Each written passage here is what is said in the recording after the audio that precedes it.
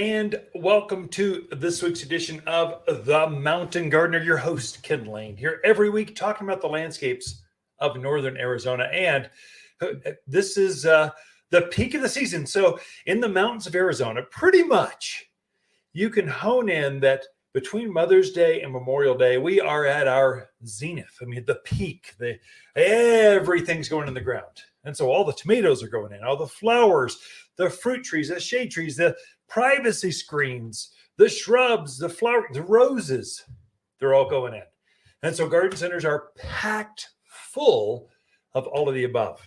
And it's time. So in fact, this last week, we had a little bit of moisture, which is kind of nice, had reminiscent of maybe precursors of monsoons to come, which is very exciting. But mainly what happens when there's some moisture, when there's humidity, some cloud cover, it takes the edge off of those new plantings. This was the absolute perfect planting weather for anything that was going in the yard. Because that new growth that comes out is tender. And so it's sensitive to cold, it's sensitive to sun, to too much rain, they're sensitive.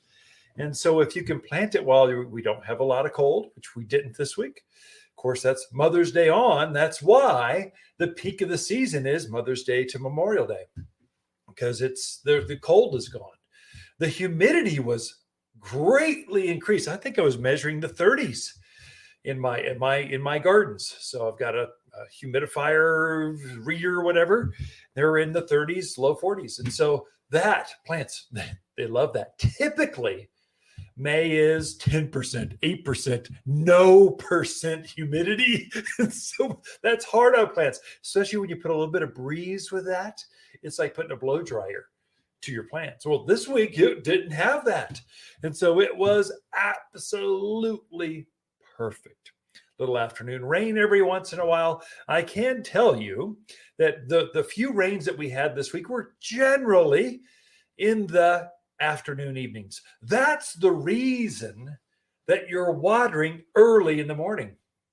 You do not want your plants to be wet going into the evening. You want them to be dry. Otherwise, you get mildews and leaf spots. There's all kinds of things that can happen to plants if they're wet a real long time, kind of like holding your hand in a bucket of ice water for 3 days. When you pull your hand out, what's it going to look like? Well, it's going to have some issues. Well, leaves are the same way, only it doesn't take 3 days. It takes like a few hours. And so you'll start to see this leaf spot, white powder coating the foliage, this powdery mildew. We're starting to see a little bit of that right now, but you're watering in the morning for two reasons, mainly to hydrate plants as they go into the heat of the day. They much prefer being hydrated. Just like you're going out for a hike through the dells or out in the forest. You're going to hike Glassford Hill. You're gonna walk down the Verde, and you want to hydrate before you do all that, not after. And so plants are just like people. They want to be fully plump, ready to go, take on the heat of the day. So you water typically before 8 o'clock in the morning, because it starts by 9, 10, it's starting to get hot. And so I've got my systems all programmed to start watering like 3, 4, 5, 6 o'clock in the morning. They cycle through. I've got like 9 valves. And so I just kind of systematically try to get them all done by 8 o'clock in the morning. So everything is fully hydrated for the heat of the day. The second reason you don't want to water in the evening, that's what they do down in the Phoenix area, the deserts. Why would anyone live there? It's so hot at 10 o'clock at night. I mean, come on, come up to God's country. This is much nicer up here. You can sleep at night. There you water at 10 o'clock at night. Up here, you don't do that. We're wanting to water way early so that the plants have time to dry out before they go to bed or before the evening comes, because it's going to get cool. That's the insider tip. The other thing that we are noticing, the bugs are out. And so everything's actively growing. Everything is growing. I mean, weeds are growing. The bugs are growing. So the peonies in bloom, the penstemons are out. I mean, everything is growing and looking good or bad, depending on if the bugs are out there, they're eating. So plant samples are coming into the garden center right now with The two main problems: the leaves look like they've been wind whipped. They look like they're burned. They look like they're curling, like they're damaged, like they're not able to grow. They're deformed. Those are all bug problems. There's one little bug. Actually, there's two. One you can't see, one you can. And so early spring, because this has been such a cool, long spring, it's been colder than normal. That's the perfect storm for bugs, a certain one. So thrip, Thrip, thrip, are also called no-see-ums. They can bite your skin sometimes. They'll leave a little welt. They can kind of bite you and you kind of feel it. Well, so do your plants. And when they do, the leaves start to curl and wince. They just get deformed. That is a bug. You can't see them because their other name is called no-see-ums. And so, but thrip are causing that damage, and they are loving the taste of pitted fruits. They're loving the taste of apples and pears. They're loving the taste of maples. What else? We're seeing them on all kinds of stuff. The other one that you can see, there's a little black critter. He's called a tree aphid. He's getting on to, or she, or they. Actually, I think aphids are unisex.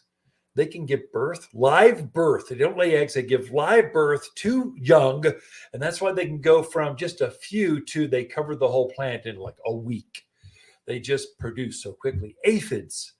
Aphids are on to roses, trees, shrubs. You should be checking if the leaves are deformed or crinkled in any way. It's almost guaranteed that it's either thrip or aphids or both. I've seen samples of both bugs on the same plant. So I want to give you a quick lesson on how do you deal with bugs as we start the bug season. So we're starting, and it's only going to get more. The bugs get bigger as it gets warmer. So the grasshoppers hatched.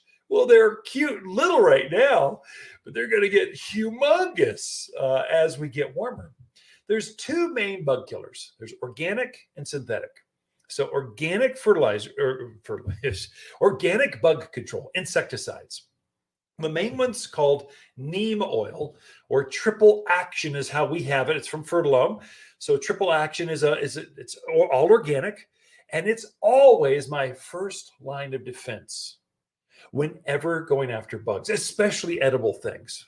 I would say anytime. I just like using organics because it's safe for me, much less the ladybugs and birds and your dogs. It's just better, but highly effective against the smaller insects, especially thrip and aphids. Highly, highly effective. So I always start with that. And there's another benefit to triple action, which is the label's name. The product inside of it is neem, N-E-E-M, neem oil, but the product name, you're researching it as triple action. There's a benefit to this in that it also affects powdery mildew, which is we're starting to see this white coating onto roses, especially the buds, onto red leaf photinia. So it's just kind of this white mildew is getting on there. It coats that spore so it can't let it spread. So there's multiple benefits. I always start here first, no matter what. Triple action. As the bugs get bigger, or you let it go, and now you've got an infestation, I move up to synthetic fertilizers or man-made. Usually these are they're not organic. So we sell one that's called In and Out broadleaf insecticide. So it's In and Out insecticide. It is a man-made of a organic. It's as safe as you can get and still be synthetic, basically.